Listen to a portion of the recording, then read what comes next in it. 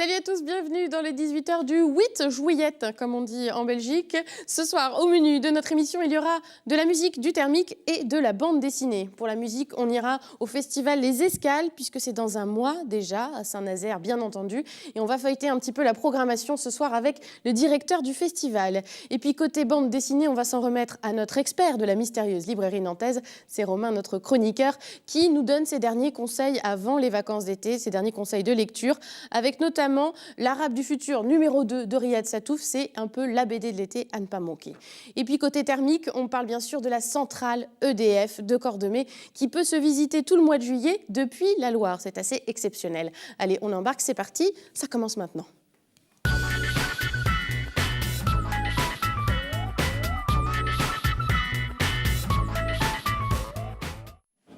Et tout de suite, nous parlons du festival Les Escales, le fameux festival nazérien, avec son directeur Gérald Chabot. Bonsoir. Bonsoir. Et merci d'être avec nous pour parler donc de cette 24e édition du festival Les Escales. Alors les Escales, tout le monde connaît, tout le monde y a été, au moins en a entendu parler. Mais si on devait un petit peu résumer l'esprit du festival, est-ce qu'on peut dire que c'est un festival de musique du monde et un festival un peu portuaire également ? Alors un festival portuaire, oui, puisqu'on est à Saint-Nazaire, et en plus on se situe en plein centre-ville sur une île qui s'appelle le Petit Maroc, avec d'un côté la rade, et puis de l'autre côté l'estuaire et la mer. Et donc puis, ça c'est le décor, c'est vrai qu'il s'en fait. C'est le décor, mais ça compte le décor, parce que ça met tout de suite dans l'ambiance du voyage. Et effectivement, Les Escales, c'est un festival qui voyage autour du monde et qui va chercher des musiciens de tous les continents et de tous les pays. Et c'est ça qui fait la marque de fabrique du festival. Et c'est vrai qu'il est aujourd'hui bien implanté à Saint-Nazaire. Alors je le dis quand même, vous êtes un nouveau directeur de ce festival, vous êtes arrivé seulement en février. Mais c'est vrai que c'est un rendez-vous qui fait rayonner Saint-Nazaire au-delà même de la Loire-Atlantique. À Saint-Nazaire, il y a Airbus, les chantiers STX et puis il y a vous, quoi, en gros. Oui, et les trois parlent de voyage, parlent de se déplacer, les bateaux, les avions, et puis nous, la musique, la culture en règle générale. Oui, c'est vrai. Et ça fait pas longtemps que je suis là, mais c'est passionnant cette édition à préparer. Ça a été passionnant à préparer, puis on va revenir évidemment sur la programmation, mais aussi la spécificité de ce festival des Escales. Il y a toujours une destination phare, une destination partenaire, et cette année, la ville fil rouge, ça va être Valparaíso au Chili. Pourquoi ? Eh bien, Valparaíso, chaque année, on choisit ce qu'on appelle, nous, un focus, c'est-à-dire qu'on prend une ville, alors d'un pays qu'on n'a pas visité, et puis on prend un pays où on sent que les choses bougent, et après la dictature au Chili, c'est un peu la movida là-bas, et c'est une explosion culturelle, une explosion musicale, et il était temps d'y rendre hommage. Et puis Valparaíso, c'est un port aussi, du coup, ça fait un peu résonance avec Saint-Nazaire, c'est aussi l'idée. Alors, c'est vrai que l'année dernière, c'était Istanbul, un port, Valparaíso, un port. Oui, c'est important de faire ce lien-là. Alors avec, vous l'avez dit, une ville qui bouge, une ville éclectique, et vous faites aussi un focus, dans le focus, sur le street art à Valparaíso. Alors oui, ça c'est une nouveauté de cette année. C'est-à-dire que d'habitude, on ramène des musiciens. Cette année, on est allé un peu plus loin, puisque le visuel du festival est signé par Inti, qui est un graffeur qui est donc originaire de Valparaíso, qui est maintenant mondialement connu et qui a accepté de faire ce visuel. Il n'a jamais fait ça pour un festival. Et puis du coup, on a enchaîné, et Inti plus un autre qui s'appelle La Robot de Madeira, plus un troisième qui s'appelle Sharky Punk, vont faire 3 fresques géantes. À l'image de ce qu'on vient de voir, là, on vient de les voir, mais dans d'autres villes, évidemment, puisque là, ça va être réalisé pendant le festival, et donc sur des bâtiments de Saint-Nazaire. Sur deux pignons d'immeubles de plus de 150 mètres carrés chacun, et puis un bloc EDF, où là, les 4 faces vont être décorées, graffées, et ce sont des œuvres pérennes. C'est-à-dire que, oui, voilà, c'est pas juste que pour le festival, les gens pourront en profiter pendant des dizaines d'années. Et c'est très coloré, c'est très chaleureux, c'est à l'image de l'Amérique du Sud. Ouais, qui va laisser un souvenir durable, oui. à Saint-Nazaire. Puis c'est agréable, je trouve, de mettre l'art dans la rue, à la vue de tout le monde, quoi. Il y a le voyage à Nantes, et puis voilà, il y aura aussi le voyage à Saint-Nazaire avec ces fresques-là. Et puis évidemment, vous déclinez aussi ce thème espagnol, ce thème chilien, avec les noms de scènes cette année aussi, qui sont rebaptisés. Exactement. On s'est inspiré des particularités de Valparaiso. Alors, la salle Jacques Brel, qui est la scène intérieure, on l'appelle El Ascensor, puisque il y a des funiculaires à Valparaiso, puisque Valparaiso est bordé de collines. Donc, pour aller dans ces quartiers, il y a des funiculaires. Et puis, on en a une qui s'appelle El Submarino, parce qu'on est en face de la base, l'ancienne base des sous-marins. Le sous-marin, ouais. Voilà, il y en a une qui s'appelle Bella Vista, c'est la belle vue parce qu'elle donne sur l'océan. Voilà, Et la Playa Ancha qui sera... Et la Playa Ancha, qui est un quartier très principale. connu de Valparaiso et qui se termine effectivement par une plage. Voilà, une plage large, c'est ça que ça veut dire littéralement d'ailleurs. Voilà. Donc voilà un petit peu pour le décor de cette édition. On va parler aussi évidemment de la programmation avec une très belle tête d'affiche. C'est la tête d'affiche, c'est Yael Naïm. Oui, on est très content. Elle était déjà venue il y a quelques années au festival. C'est vrai qu'avec 24 ans d'antériorité, forcément, il y a des petits retours parfois. Voilà. De temps en temps. Et puis, il y a des artistes qu'on aime bien suivre. Alors, on aime d'autant les suivre quand ils font un album de la qualité de celui de Yael Naïm qui est sorti il y a quelques mois, qui fait un vrai carton, qui est plein de sensibilité, qui est plein de charme et plein de dynamisme aussi sur scène, bien évidemment. Donc pour nous, c'était une évidence de l'inviter de nouveau. Alors on vous propose de découvrir un petit extrait de la nouvelle chanson de Yael Naïm, extraite du dernier album, Older. On écoute.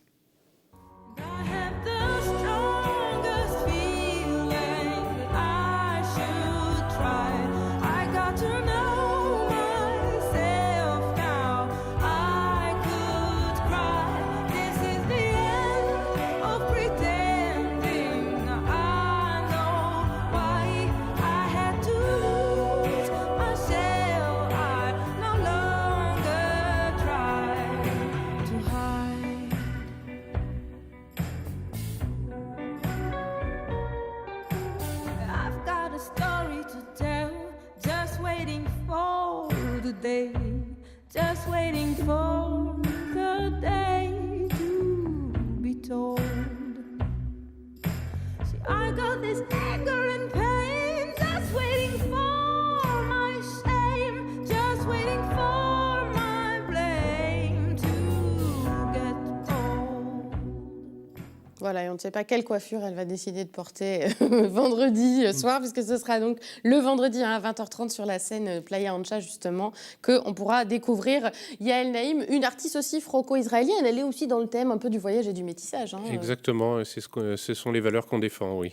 Avec son compagnon aussi qui l'accompagne à la composition sur cet album. Exactement, voilà. Et qui l'accompagnera aussi sur scène. Et voilà, qu'on pourra retrouver aussi. Donc là, évidemment, c'est la tête d'affiche, c'est le grand nom aussi de ce festival. Mais vous faites aussi la place pour des découvertes. Et je pense aussi à l'artiste local, le local de l'étape, un peu, comme on pourrait dire. C'est Malted Milk qui sera également présent aux escales. Oui, alors Malted Milk qui sera accompagnée de Tony Green, qui est une chanteuse noire américaine du sud des États-Unis, qui est très soul et qui a une voix extraordinaire. Alors on a eu la chance qu'ils viennent d'ailleurs en résidence au VIP à Saint-Nazaire.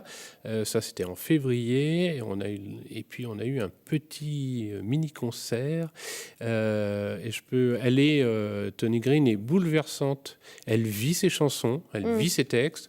Et derrière Malted Milk... mené par Arnaud Fradin. Arnaud Fradin, il y a l'intelligence du jeu, il y a la sensibilité là aussi, et c'est une très belle rencontre, et on est très fiers d'avoir accompagné cette création. Et c'est important pour vous de mêler, comme je disais, voilà, des têtes d'affiche, des découvertes. On est aussi là pour venir aux escales se faire surprendre. Oui, c'est ça le but. On connaît les têtes d'affiche, mais avec 5 scènes, on peut déambuler de scène en scène et découvrir des artistes qu'on ne connaît pas. Et notamment, les artistes chiliens ne sont pas très connus, évidemment, en France. Et puis, on va avoir des jolies surprises comme ça, en circulant. On va voir Yael Naïm, et puis on va voir Chico Trujillo ou Pascoala Ilabaca, qui est une chanteuse de Valparaiso, qui est... peut-être qu'on aura une rencontre entre les deux à un moment donné, d'ailleurs. Peut-être. C'est un peut-être qui ressemble à un sûrement. On y travaille. En tout cas, oui, c'est vrai que Valparaiso, c'est la ville fil rouge, on l'a dit, le focus. Et aussi, on le retrouve sur la scène, évidemment, au niveau musical. Et puis, il y aura aussi une forte présence de DJ. Oui. Cette année, il y a pas mal de DJ. Oui, alors il y a un DJ déjà de Valparaiso aussi, qui est Nakeye, qui va jouer, lui, sur une autre scène. Et puis oui, on a deux DJ belges, les Too Many DJs, qui vont terminer samedi, alors qui vont transformer le festival en dance floor, et qui font du mash-up. Alors le mash-up, c'est vous prenez des morceaux connus, vous les triturez, vous les mettez ensemble, et puis vous refaites une création d'un nouveau morceau. Alors ça peut... on peut passer de groupes très rock à Madonna, à Prince, à de la techno, et c'est irrésistible pour danser. Et ça, c'est pour les couches tard, en général, les sets de DJ, parce que là, ce sera le samedi à 1h45, évidemment. Oui, parce que là, cette année, le festival ne se termine plus à 2h, mais à 3h. Voilà, il y a 1 heure de rab. Les petits vénards. Et puis, il y a aussi le fameux DJ Céron qui vient. Alors ça, on va se remémorer d'abord ce qu'est Céron avec ce tube Supernatural.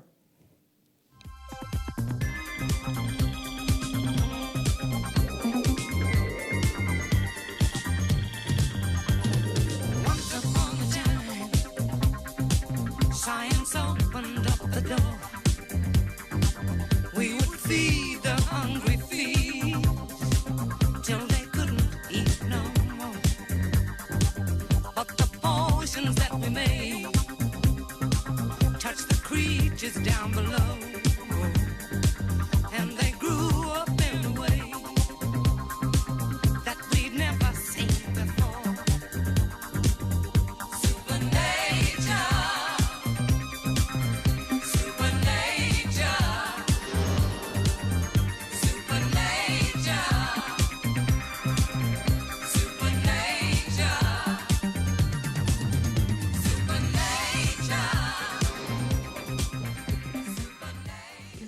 Ça replonge dans des souvenirs. Ça rend nostalgique, cette musique-là. Oui, même si ce morceau-là a été repris récemment par Bess Ditto de Gossip, avec The Shoes. Et donc, ça revient à la mode. Et puis, c'est un DJ, d'abord, qui a marqué son époque. Et puis, toute la French Touch électronique, maintenant... Les années 70. Voilà, c'est un peu c'est un des pères spirituels de la French Touch actuelle. Donc voilà, un grand honneur de le recevoir, évidemment. Et bien évidemment, donc sortir les robes à paillettes et les chaussures de danse. Voilà, pour l'esprit disco, évidemment. Il y aura également, alors, autre style, c'est Joe Star aussi, qui est là, alors pas avec NTM, pas comme on le connaît habituellement. Là, il vient avec une autre formation aussi avec des DJ, pour un mix hip-hop caribéen. Oui, alors là, il vient avec deux DJ, deux pointures du hip-hop, DJ Pone et Cut Killer. Et puis, il est accompagné par d'autres, avec Nati aussi au chant. Et Joe Star sur scène. C'est un phénomène, c'est un show absolument. Il se donne physiquement. On l'imagine assez bien. C'est quelqu'un d'extrêmement généreux avec le public et on est vraiment ravis de l'accueillir parce que lui aussi a marqué le rap français avec NTM. Maintenant, il est plus avec des influences rap, mais aussi caribéennes. Donc, c'est aussi une des raisons pour lesquelles on l'invite, c'est ce mélange aussi des styles musicaux.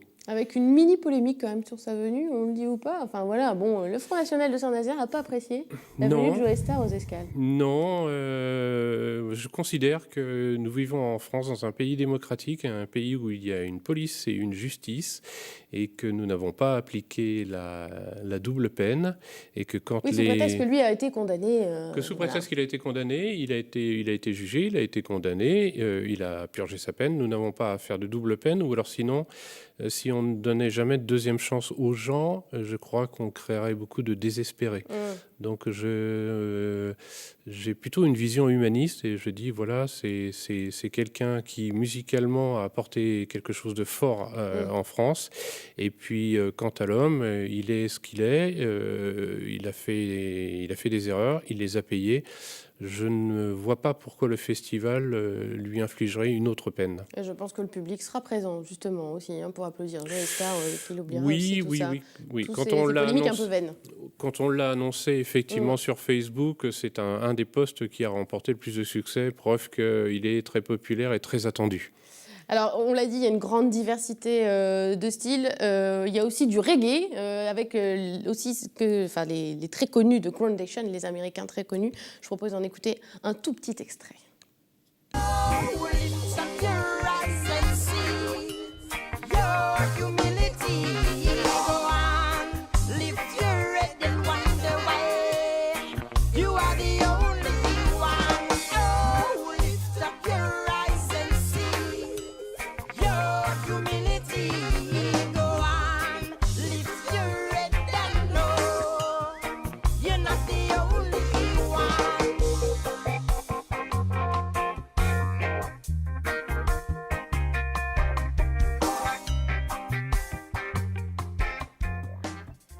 Et donc voilà, ça ce sera samedi soir à 22h45. Groundation, c'est pareil, c'est un grand nom ça, hein, du reggae, évidemment. C'est quasiment la tête d'affiche du reggae actuellement, oui. Ouais, donc voilà, on les retrouvera au festival. En tout cas, il est encore temps aussi de prendre ses places, évidemment, puisqu'on le répète, c'est le 7 et le 8 août à Saint-Nazaire.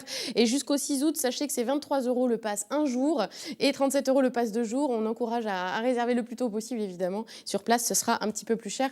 Et vous pouvez prendre des infos sur le site des escales, évidemment, et réserver vos billets. On imagine que vous a donné envie d'y aller avec toute cette riche programmation. Merci beaucoup de nous avoir parlé de ce festival. Et puis, vous allez rester avec nous jusqu'au bout de l'émission. D'ailleurs, là, tout de suite, on va remonter un tout petit peu l'estuaire. On part de Saint-Nazaire, on remonte la Loire. Parce que vous le savez, c'est un petit peu à la mode de faire des croisières sur la Loire. Et même EDF s'y met.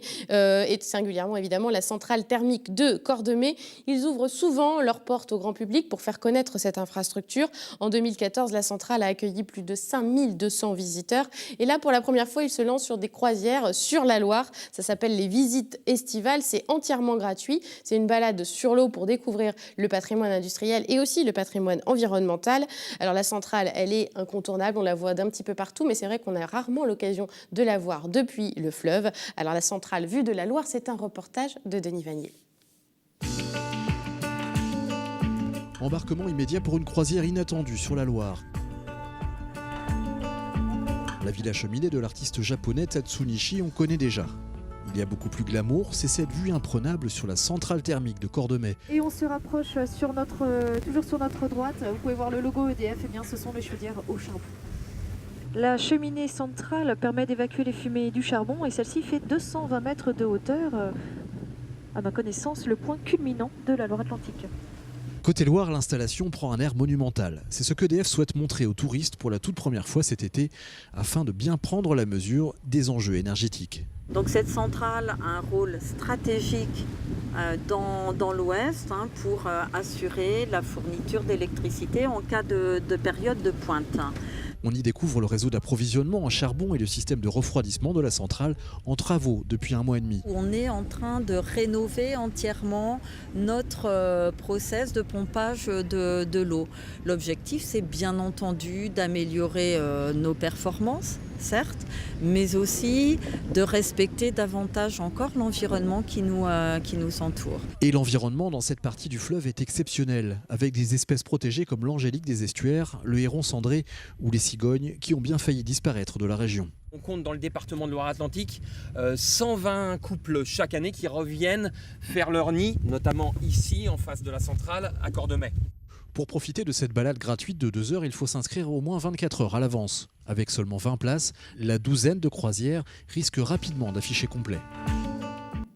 Alors, si vous êtes intéressé par ces croisières, sachez qu'il y en aura le samedi 11 juillet, le 18 juillet, le vendredi 24 juillet, le samedi 25 juillet, le vendredi 31 juillet et le samedi 1er août. Il y a 2 sorties par jour à 10h et à 14h. Et si vous voulez vous inscrire, il y a un mail, voilà, et puis un numéro de téléphone en réservant bien 24 heures à l'avance. Pourquoi pas de visiter la centrale depuis la Loire ? Oui, c'est très beau. Toute la Loire est très belle, de l'embouchure jusqu'au bout, jusqu'à la naissance de la Loire. C'est très beau. Donc voilà, Cordemais à découvrir également. Puis il y a d'autres visites aussi. Il y a des visites notamment qu'il faut rencontrer l'art et l'industrie avec la Villa Cheminée qui est juste à côté. On l'a vu au début du reportage, l'œuvre de Tatsunishi. On peut visiter et la Villa Cheminée et la centrale. Toutes les infos, c'est toujours aux mêmes adresses. Et puis tout de suite, on va vous donner des conseils de lecture bande dessinée pour cet été avec Romain, bien entendu. Il nous rejoint.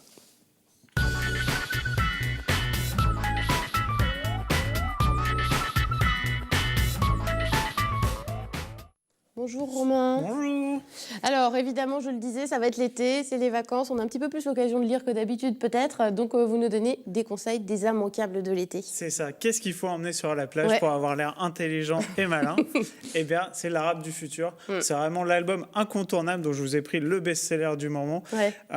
C'est le best-seller pour de très bonnes raisons. Donc on est déjà sur le tome 2. Donc, faut-il lire le tome 1 avant le tome 2 ? C'est indispensable. C'est préférable. Parce que sinon, vous allez rater plein d'éléments. En fait, Riyad Satouf s'est dit, tiens, je vais raconter ma vie. Il s'avère que ma vie, elle n'est pas si inintéressante que ça. Et en fait, il nous raconte que son papa l'a emmené en Syrie à vivre, puisque son papa est libyen, et a eu la chance de devenir professeur là-bas. Alors qu'il était venu vivre en France pour avoir des diplômes en France. Il a rencontré une femme, il a fondé une famille. Et donc, c'est toute cette petite histoire qu'il va nous raconter. Et il nous la raconte de son point de vue d'enfant blond. Et un enfant Qui blond dénote un là-bas, petit peu. c'est très bizarre. Ça fascine tout le monde. Tout le monde vient lui chatouiller les cheveux. Tout le monde vient le caresser. Tout le monde.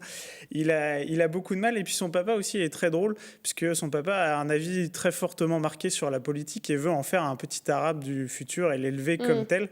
Et voilà, avec le recul que nous, on a sur sur l'actualité sur aussi de l'actualité. ces pays-là, ouais. Du coup, c'est très très drôle de voir le parti pris. Et puis, il y a une vraie volonté derrière la couleur de marquer des choses, puisque le drapeau de Syrie fait partie des couleurs du livre pour des bonnes raisons et tout s'explique graphiquement. C'est donc très très bien. Recommandable. Moi, j'avais lu le 1 qui était déjà très très bien, et plutôt drôle. Hein. Donc voilà, Riyad Satouf, on recommande, qui lui avait fait Pascal Brutal, des trucs très différents par ailleurs. Hein. Complètement, Voilà, il donc là, était plutôt dans l'humour très assumé. Alors là, ça garde l'humour, mais avec un ton assez sérieux quand même. Quoi. Et puis évidemment, on peut aussi partir avec des comics pendant l'été. Voilà. Ben ouais, les comics, c'est cool. On en voit plein au cinéma. Et là, je vous en propose 2, Infinity et Future Ends. Alors, c'est les 2 grosses séries comics qui sortent pour cet été, ce qui s'appelle les crossovers, donc là où on mélange les univers de super-héros. Donc, vous allez croiser tout le monde. Ça peut se lire indépendamment du reste, même si des fois, c'est pas toujours facile. Dans Future Ends, on découvre un Batman du futur, donc 35 ans plus tard, qui n'est pas Bruce Wayne, qui s'appelle Terry McGinnis, qui doit revenir dans le passé pour prévenir tous les super-héros d'un danger qui va les détruire. Voilà, c'est le point de départ, ça marche très très bien. Et Infinity, c'est le crossover Marvel, donc Marvel c'est Iron Man, Avengers et autres. Et là, en fait, ils font face à à 2 menaces, les bâtisseurs, donc les créateurs du monde qui arrivent pour tout réduire à néant, et en même temps Thanos, le grand méchant l'on voit pour ceux qui ont vu les films. On en apprend un peu plus sur lui, puisque c'est le personnage qui est toujours en toile de fond à la fin de chaque film et qui rigole d'un rire assez triste et qui fait peur. Voilà, donc c'est ce personnage. L'intérêt de lire les livres pour aller plus loin que les films. C'est ça. Et puis là, c'est votre coup de cœur à vous, le coup de cœur de l'été. On part en Russie. C'est Amer Russie. Amer Russie, c'est une histoire en 2 parties. C'est déjà le 2e tome. Ils les ont sortis relativement vite. C'est déjà très très beau graphiquement, c'est Anne-Laure et Aurélien Ducoudray qui signent le scénario. Et c'est le destin d'une mère russe qui veut aller retrouver son fils qui a été appelé pour le service militaire et qui s'est retrouvé envoyé dans un pays pour une mission assez spéciale. Et elle va apprendre par un journaliste qu'il a été fait prisonnier et que si elle se rend là-bas, elle a peut-être moyen de négocier. Donc c'est le combat de cette mère, puisque le gouvernement russe a étouffé l'affaire pour pas que les mères partent en masse demander la libération de leur fils. Et bien que ce ne soit pas tiré de faits réels, il y a de fortes chances l'auteur s'est renseigné et il y a beaucoup de choses réelles sur le contexte et tout ça. Et c'est le combat de cette femme qui est du coup très très intéressant. Un sujet plutôt grave là pour le coup. Ouais, mais il y a une petite légèreté aussi qui est amenée. Enfin, il joue très bien avec nos émotions. C'est-à-dire, il va nous tirer la petite larme au bon moment et en même temps, il arrive à nous faire sourire pour faire passer ça aussi. Voilà, c'est ça. Et puis on va finir aussi avec une BD pour les ados qui ont le droit aussi de lire sur la plage. Complètement, c'est ça. La BD, c'est aussi pour les enfants. Il n'y a pas de raison. Et Golam, c'est la bonne petite série d'avant l'été qui sort. On est dans un univers d'alchimistes, donc des magiciens en quelque sorte, qui arrivent à générer des animaux fantastiques. Il y a tout ce côté un petit peu manga qu'on a emprunté à la culture manga dans la mise en scène et tout ça. Et on découvre un espèce de saltimbanque, un petit gamin des rues qui va se faire, malgré lui, se retrouve dans un espèce d'examen pour rentrer dans la grande école d'alchimie, alors qu'il n'a rien à faire là. Mais comme il fuit quelqu'un, il veut à tout prix rester là. Et il va s'avérer qu'il a un espèce de don assez inné pour ça. Donc c'est comme ça que ça commence. Et c'est vraiment... comme Harry Potter un peu, non? C'est un molle, non? Pas du tout. À l'école des alchimistes, quoi. Voilà, c'est ça. Il y a l'école, il y a la magie, c'est ça marche. Vite fait. Et alors, il nous reste quelques secondes pour parler d'un événement important cet été, ça s'appelle Lire en short. Lire en short, c'est l'un des grands événements nationaux autour du livre. En fait, c'est pour les enfants du 17 au 31 juillet. L'idée, il y a plein, allez voir sur le site, plein d'événements. Et il y en a notamment plusieurs à Nantes, dont un à la Mystérieuse Librairie. Ça tombe bien. Puisqu'on parle BD et on reçoit Johan qui viendra le 22 juillet, mercredi 22 juillet, à partir de 16h30 pour un atelier lecture. Avec les enfants dans le cadre de Lire en short, quoi. Et c'est destiné aux enfants de 9 à 12 ans. Et c'est quand même l'auteur de Spirou, C'est un rendez-vous à ne pas manquer le 22 juillet à la mystérieuse librairie nantaise. Merci Complètement. beaucoup Romain pour tous ces bons conseils de l'été. Moi je vais prendre l'arabe du futur, je crois, je vais l'emmener. Merci les aussi à vacances. Gérard Chabot d'avoir Merci. été Alors, avec juste- nous. Et bel été à tous, on doit conclure, c'est déjà fini, on se parle après. Voilà. Allez, bonne soirée à vous.